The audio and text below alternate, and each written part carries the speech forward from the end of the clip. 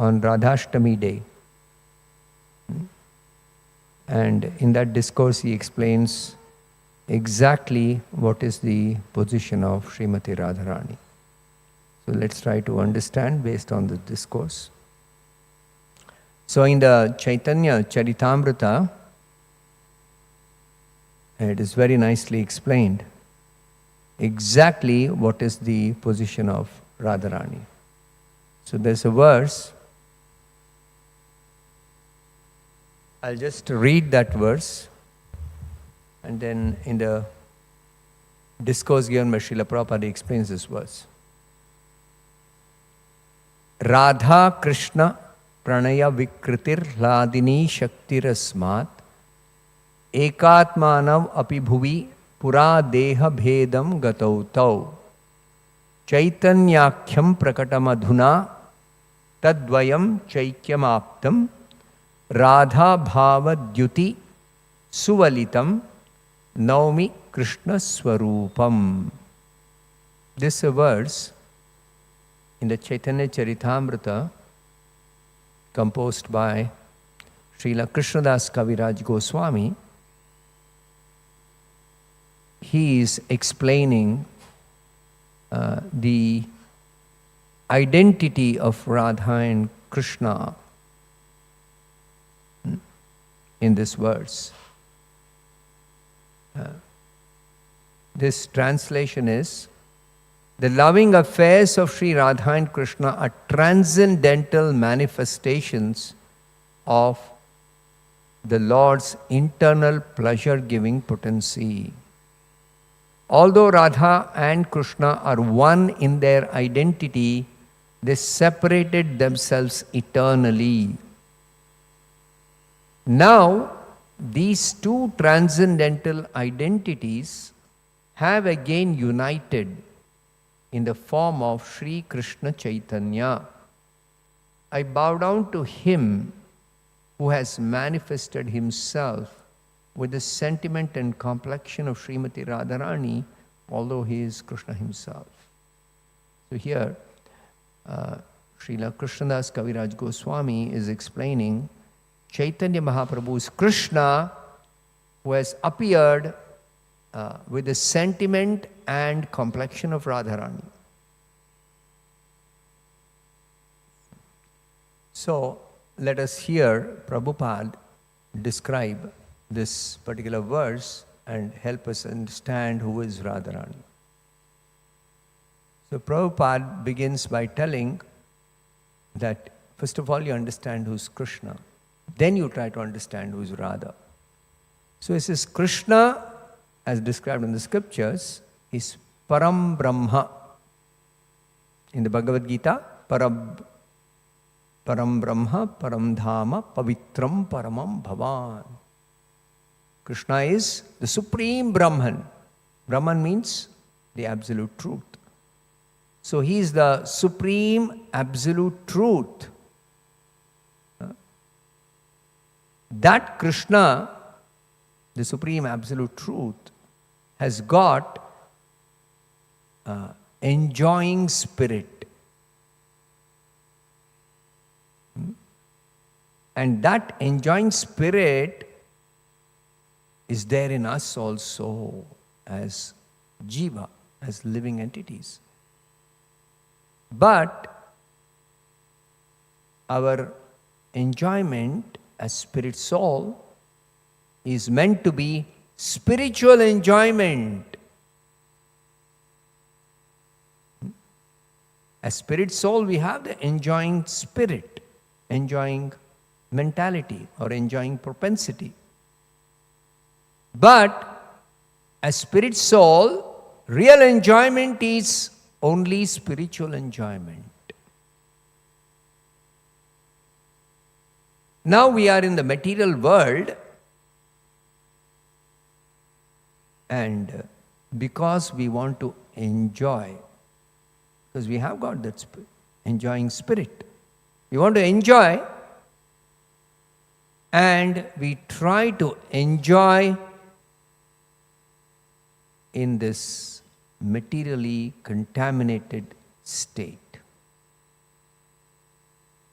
We try to enjoy materially.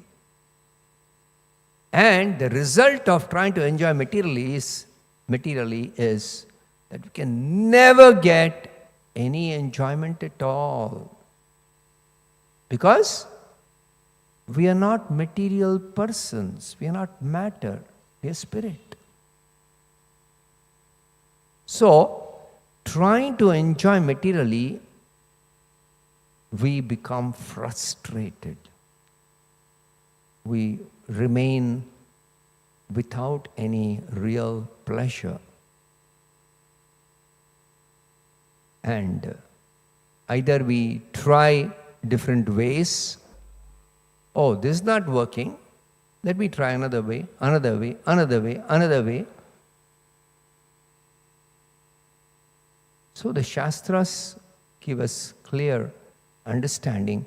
Where is real happiness? Where is real pleasure? Where is real enjoyment? Shastras say, because you are spirit soul, your happiness, your enjoyment, your pleasure is only spiritual pleasure, spiritual happiness, spiritual enjoyment. And how do you understand what is the spiritual enjoyment? Because we do not know we are spirit soul. We don't know what is spirit. So first of all, understand what is spirit. That's where Bhagavad Gita begins. Spiritual life begins with understanding the Bhagavad Gita, the preliminary understanding that is required, the beginning.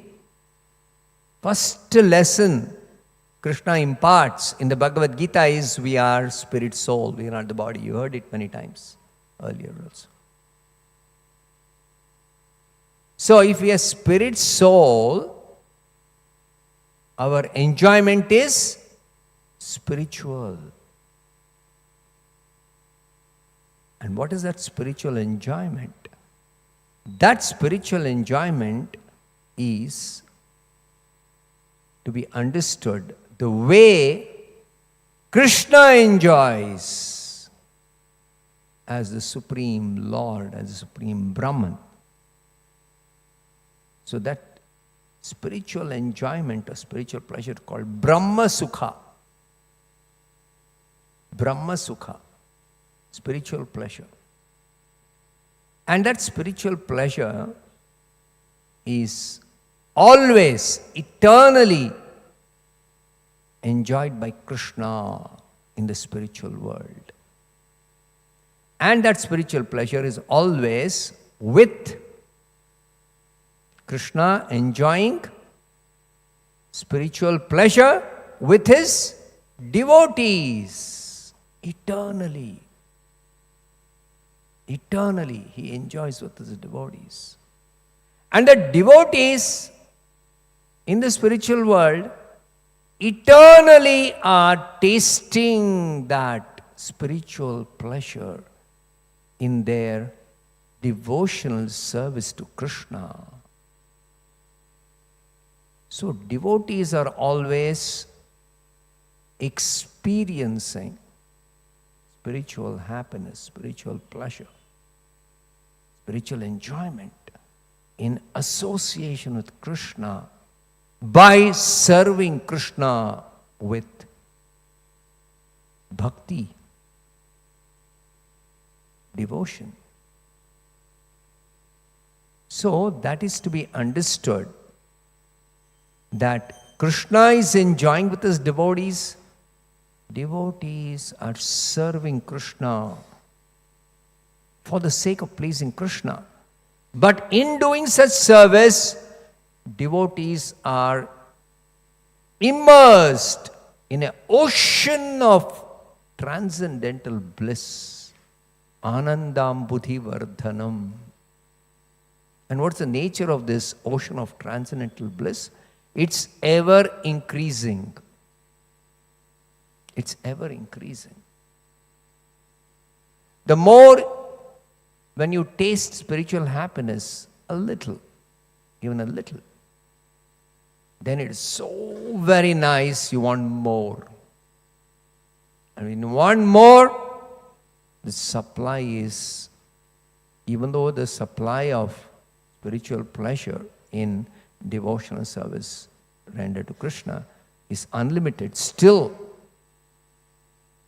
Krishna being unlimited, he increases the supply of spiritual pleasure when you serve him. So in the material world, we have got experience of an ocean. Ocean means very, very, the biggest body of water. Ocean. But that ocean, compared to the land mass, is much, much bigger. But still it is limited. Everything in the material world is limited. Big or small, limited. But the ocean of spiritual bliss in the spiritual world is unlimited spiritual bliss. How? Because the ocean of spiritual happiness in the spiritual world is ever increasing. Eternally increasing. Therefore, that ocean is an unlimited ocean of spiritual bliss. And the living beings, who are all devotees in the spiritual world, they are always serving Krishna and they are experiencing the ever increasing ocean of spiritual bliss. And that is what we are taught by Sri Chaitanya Mahaprabhu. That you chant Hare Krishna, thereby you are actually worshipping Radha Krishna. Hare refers to Radharani. Krishna refers to Krishna. So when you say Hare Krishna, Prabhupada explains in the Bhagavad Gita, I quoted this earlier, in 12th chapter, 8th verse. When you chant Hare Krishna, Radha and Krishna dancing on your tongue.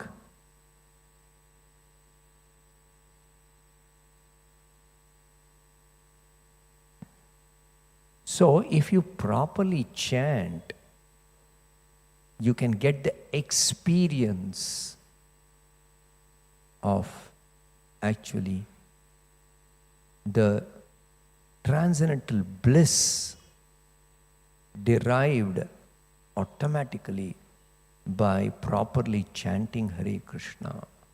Because Prabhupada explains that Radha and Krishna are eternally engaged in what is called as rasa dance. But the rasa dance, Krishna doesn't perform alone with Radharani. He performs that rasa dance in Vrindavan, and all the devotees participate in that rasa dance. All the devotees participate in the rasa dance. And they join the rasa dance not exactly like the gopis are joining.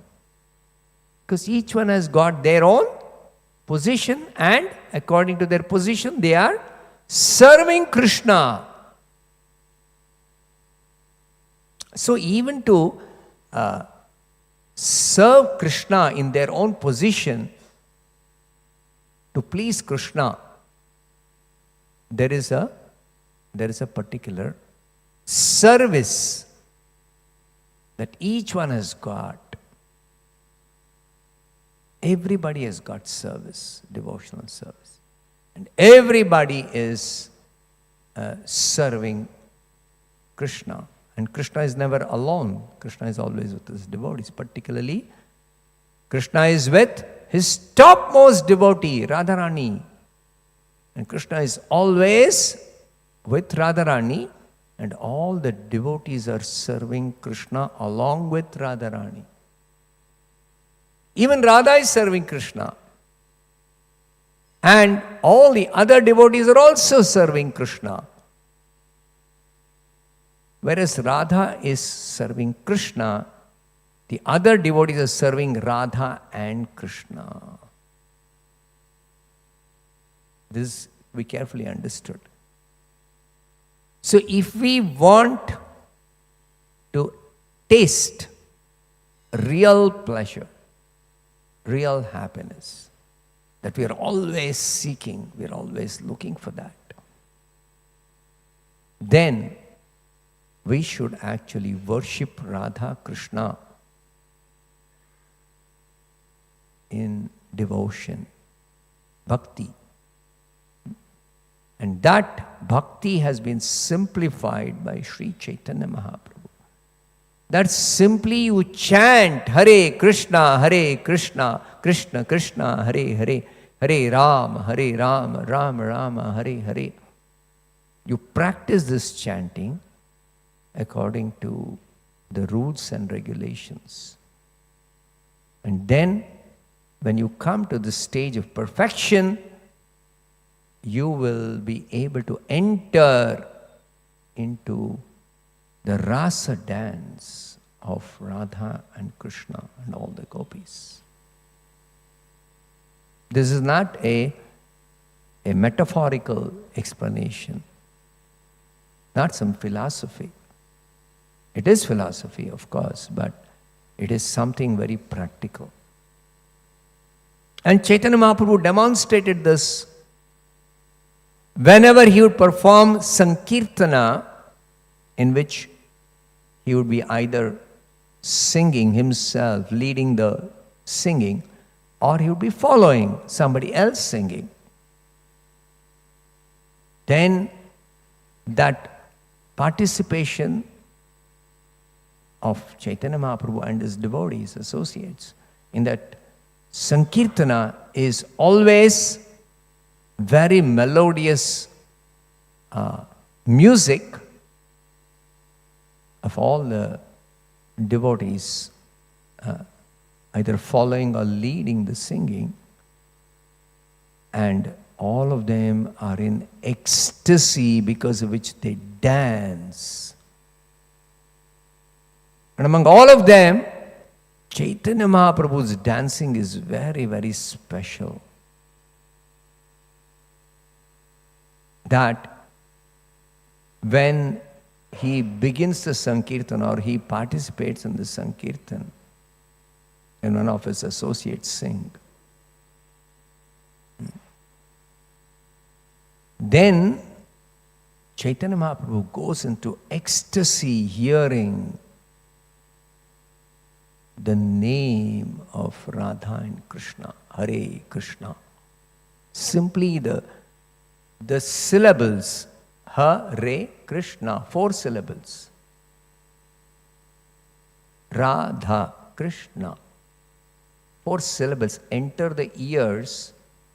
These are not ordinary sound. If these completely spiritual sound, which is non-different from the personalities of Radha and Krishna, enter your ears, not just these ears. Through these ears, they have to enter your spiritual ears. You are spirit soul. So you have got spiritual form. Spiritual form is having spiritual senses, of which the spiritual ears meant for hearing actually spiritual sound. That spiritual sound is the sound of Hare Krishna. So either you chant and hear the very vibration you generate, or somebody else chants and you hear that. In any case, when the sound vibration of Hare Krishna enters your ears and through these ears into your spiritual ears, then you experience the same ecstasy which Chaitanya Mahaprabhu and his associates experienced during Sankirtan. Same ecstasy you experience. And that is spiritual ecstasy, in which you cannot control the spiritual emotions experienced by hearing in that ecstasy. The body begins to tremble. There are tears of joy flowing like torrents of rain. There is standing of the hair on end. Ashtasattvika vikara. These are all described in the scriptures. It is not simply some imagination of some fertile brain. No. It is fact. And Chaitanya Mahaprabhu demonstrated that by himself performing the Sankirtan and dancing in the Sankirtan. And everybody could see Chaitanya Mahaprabhu in ecstasy. But it is not just everybody standing and watching what's happening. No. When they also join the singing by following in the Sankirtan, and they also dance, they also become ecstatic. They also become ecstatic. Then, as the singing and dancing progresses for a beginner, the heart becomes cleansed of all the dirty things, all this material contamination. And the spiritual, the spirit soul, the real person in this body, is awakened to spiritual reality. I am not this body. I don't belong to this world. I am part and parcel of Krishna. I am devotee of Krishna. So coming to the important point, who is Radharani? Radharani is, Krishna is the supreme Brahman. He is the supreme Brahman, means he is the supreme spirit soul. Supreme spirit is the supreme spiritual personality, the absolute truth. And as the absolute truth, the spiritual personality Krishna has energies. He's an unlimited person, therefore he has unlimited energies. And these energies are analyzed in the Vishnu Purana as consisting of 3 categories. One category is his spiritual energy. That's his personal energy. And that energy is called Antaranga Shakti. And then he has got one more energy called Bahiranga Shakti, external energy. That is his material energy. So spiritual energy is present in the spiritual world. The spiritual world itself is made up of the spiritual energy of Krishna. And all the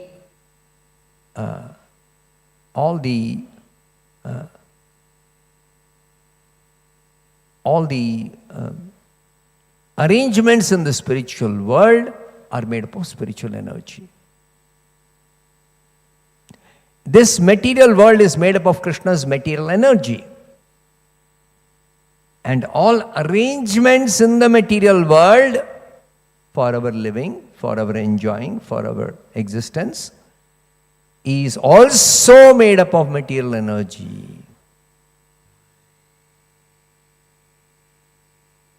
So in the spiritual world, there is a personality called Yoga Maya, Subhadra, who makes all the arrangements for Krishna's enjoyment with his devotees. Makes all arrangements for the devotees to serve Krishna out of love for Krishna, to please Krishna. In the material world, there's a personality called Durga Devi, Parvati. So she makes arrangements for all of us to live here, to work, to enjoy. She makes arrangements, but her arrangements are done through the material energy. So people may say, yeah, material world, You say there is no enjoyment, but we are enjoying.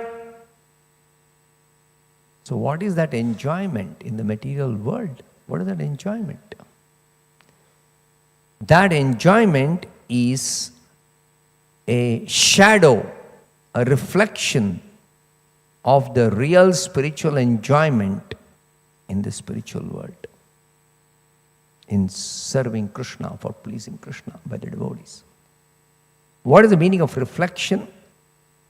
Just like on the bank of a lake, if there is a tree standing, then in the water, you can see the reflection of the tree.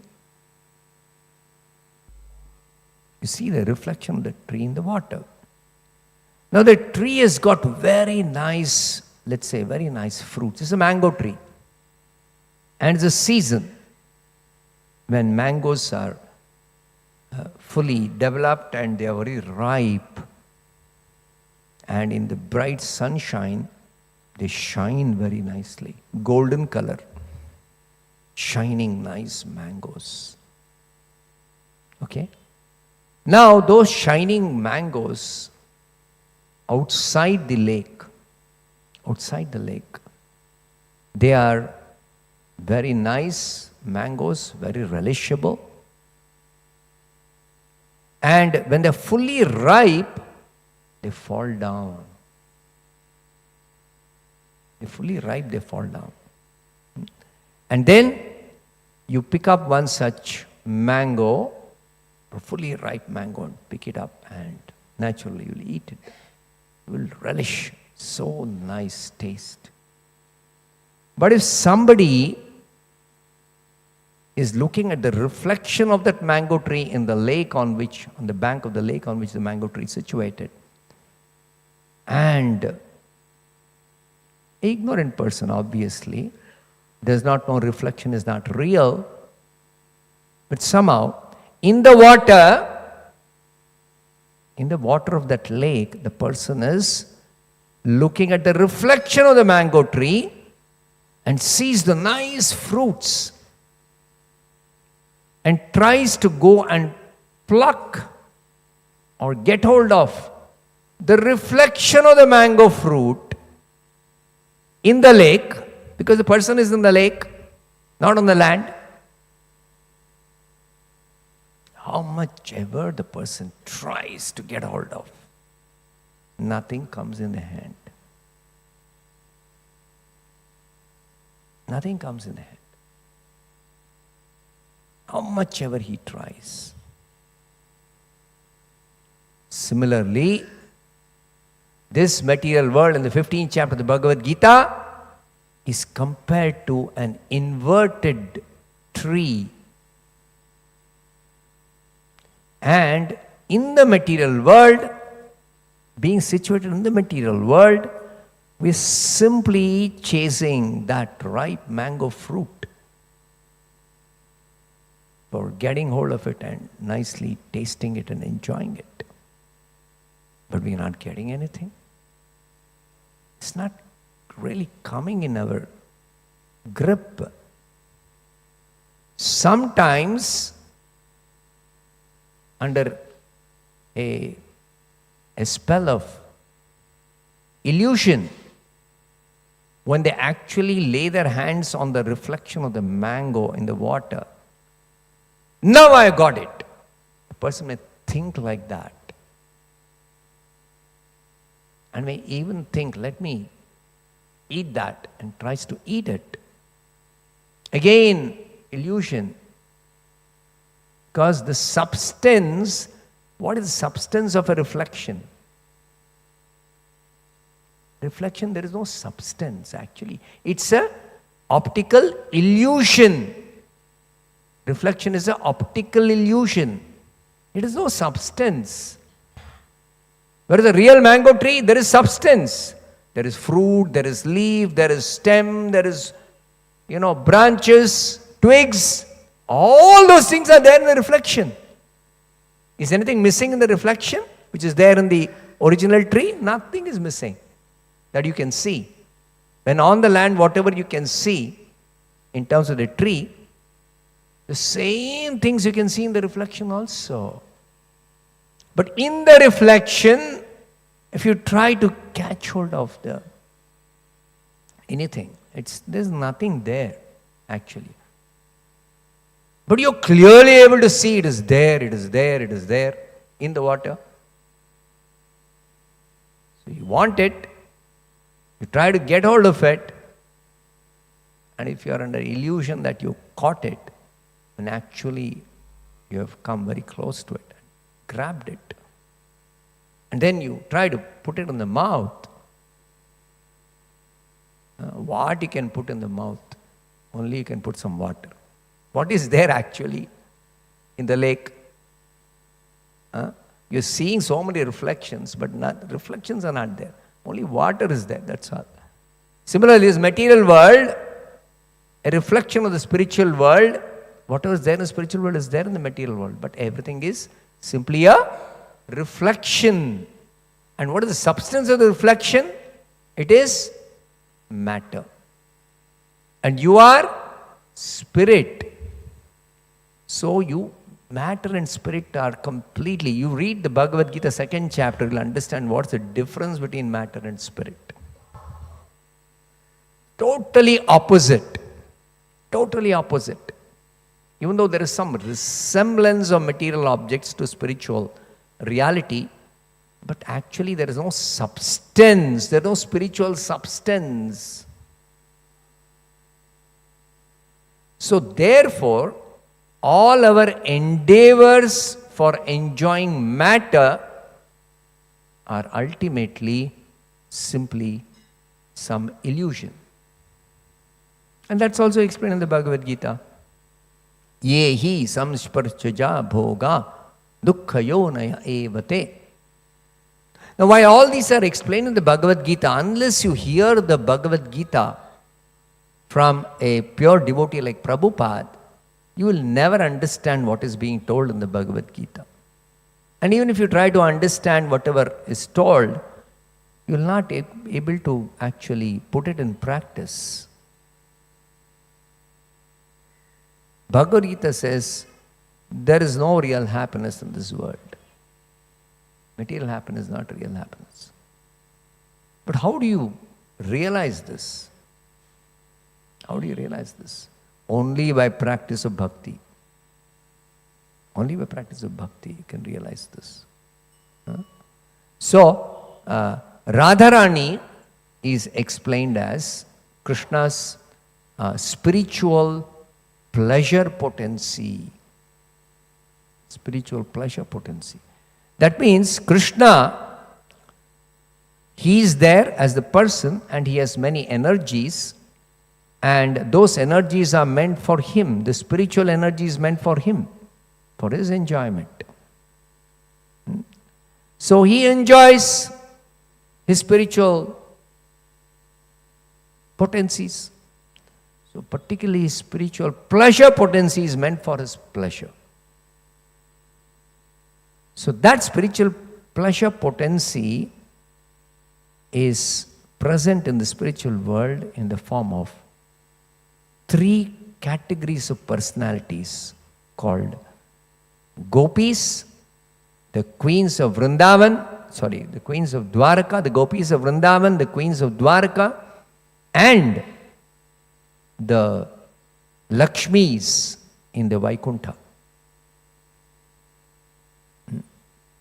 So all the Lakshmis in the Vaikuntha, they simply meant for pleasure of Narayana, Krishna in the form of Narayana. Lakshmi is Radharani in the form of Lakshmi. The queens in Dwaraka, they are meant for the pleasure and the enjoyment of Krishna as the king of Dwaraka. All the queens. And the gopis, the young gopis in Vrindavan, they are meant for the pleasure of Krishna, the transcendental cowherd boy in Vrindavan. Now Vrindavan just doesn't have only, or the Vaikuntha or the Dwaraka, Dham, doesn't have only Krishna and the queens, the king and the queens, or Vaikuntha only Narayana with the Lakshmis. No. There are so many other personalities. All the other personalities are also devotees. Lakshmi, the topmost devotee in Vaikuntha of Narayana, meant for Narayana's pleasure. And what is she engaged in, Lakshmi? Simply serving Narayana for his pleasure. And what is Narayana doing? Narayana, of course, is receiving, because lovingly Lakshmi offers service to Narayana. Narayana is very pleased to receive that service. But Narayana is not simply receiving the service and enjoying. No! He wants to give pleasure to Lakshmi in reciprocation. So how does he give pleasure to Lakshmi? He is engaged in serving Lakshmi. Please understand, in the spiritual world, the medium of pleasure is service. The medium of pleasure is service.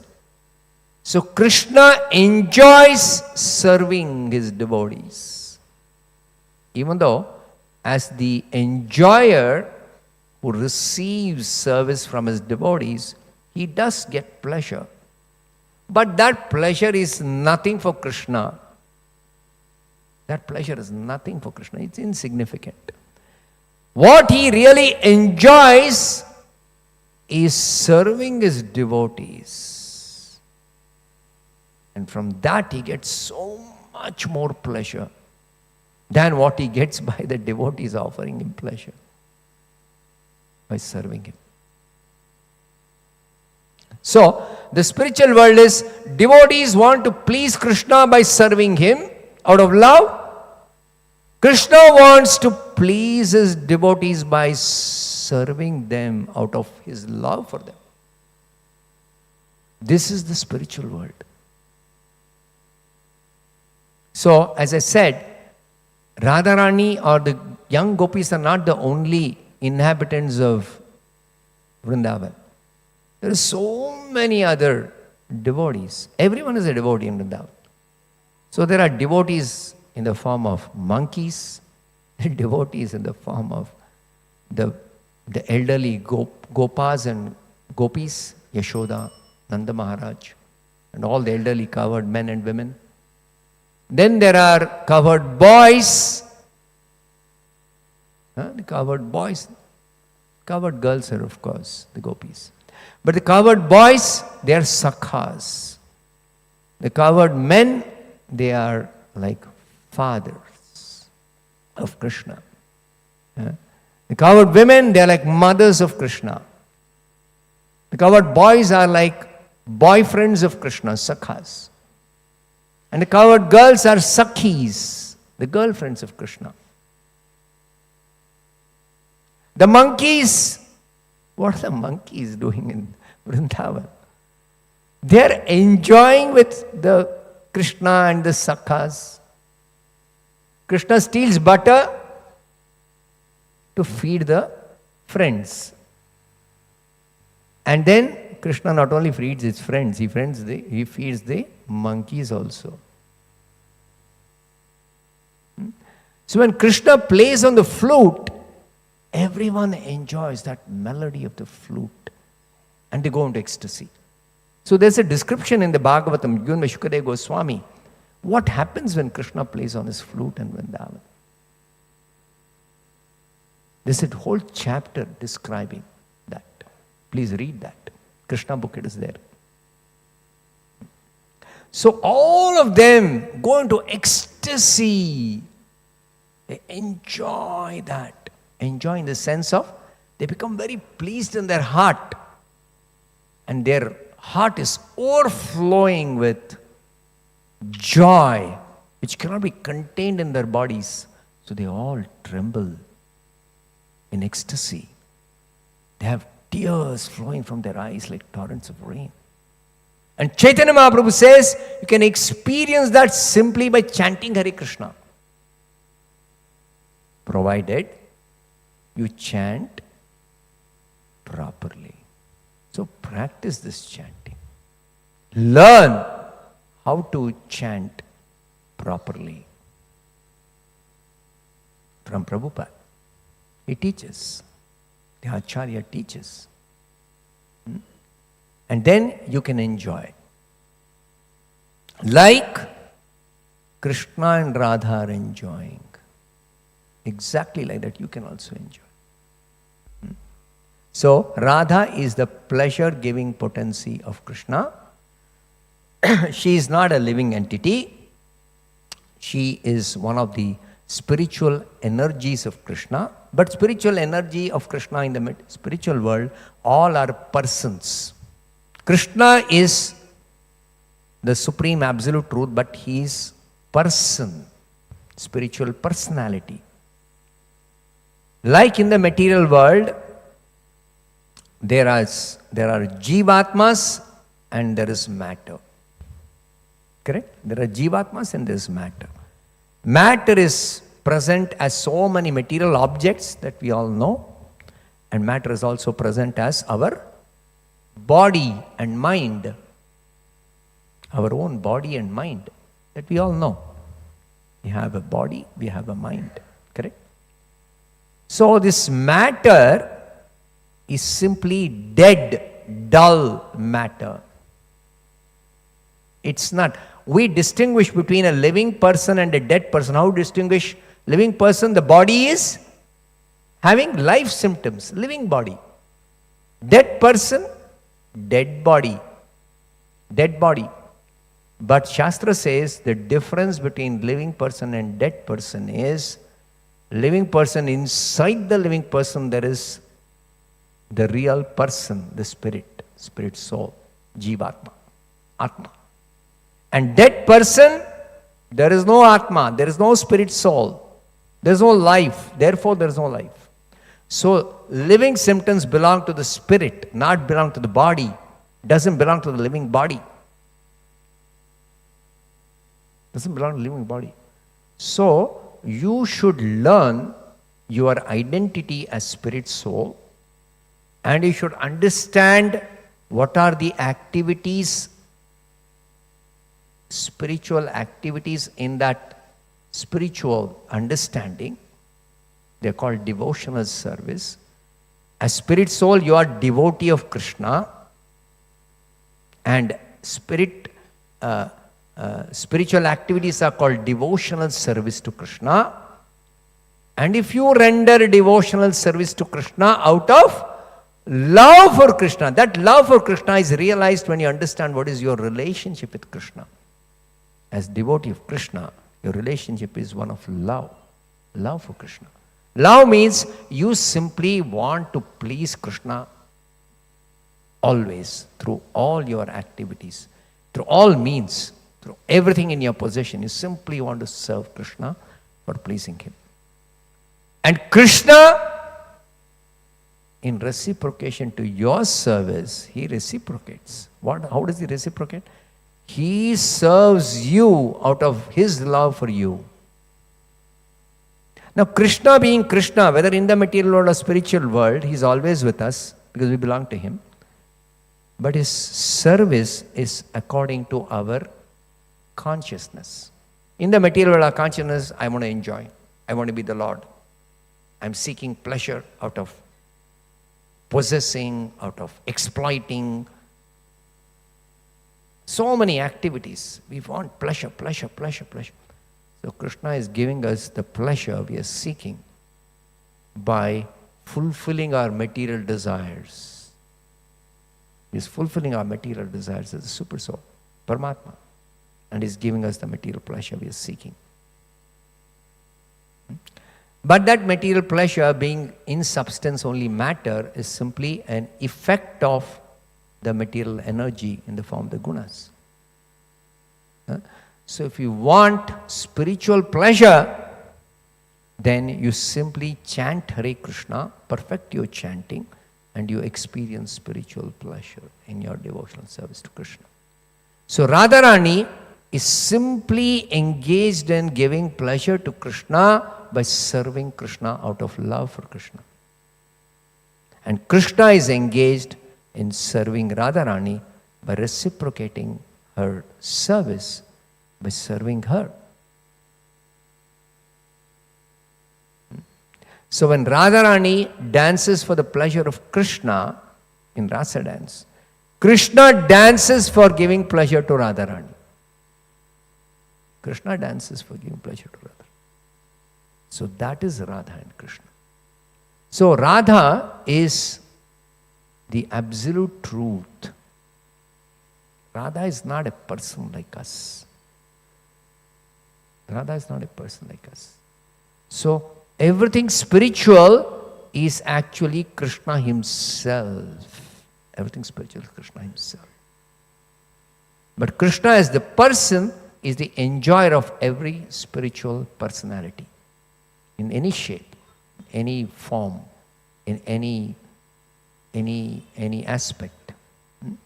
So this is a very detailed subject matter, very elaborate subject matter, nicely described in the Bhagavatam and the Chaitanya Charitamrita. Bhagavad Gita, only the basic things are given, very basic preliminary things are given. So you read this, try to understand, and worshipping Radha Krishna in our present condition is not joining them in the rasa dance, no, is actually worshipping the Vigraha. Vigraha, the deity of Radha and Krishna. You offer worship by offering lamp, by offering incense, by patram pushpam phalam toyam yome bhaktya prayachati. Krishna says, you offer to me. He didn't say offer to me and Radharani in the verse. But if you understand Krishna is never without Radha and Radha is never without Krishna, then you will worship Radha and Krishna. Radha and Krishna. So you worship Radha and Krishna by offering them flower, by offering them some fruit or offering them some water. And another way of worshipping Radha and Krishna is by chanting Radha and Krishna's names as Hare Krishna. Simply by chanting Hare Krishna, you are worshipping Radha and Krishna. And that worship need not be limited only to your vibrating the tongue and saying Hare Krishna, but also hearing the chanting, the sound of that Hare Krishna. And that spiritual sound enters, means Radha and Krishna are entering your heart. You allow them to open, you open your heart, doors of your heart, and allow them to enter your heart. How do you open the doors of the heart? By giving your attention to that sound. You open the doors of your heart. Radha and Krishna will enter. Hare Krishna will enter. And then you participate. You participate in their devotional activities, devotional service. So it's a very elaborate subject matter. So the lesson is that Radharani is not an ordinary person. Radharani is actually the spiritual pleasure potency of Krishna. But that potency or energy is not impersonal. It's not inanimate. It's a person. The person. Radharani. And everyone else is simply an expansion of Radharani meant for serving Krishna in varieties of ways, for giving Krishna pleasure, by which Krishna will reciprocate with those who are serving him and give them unlimited pleasure in reciprocation. I'll stop it. Grantaraj Srimad Bhagavatam ki jai, Srila Prabhupada ki jai.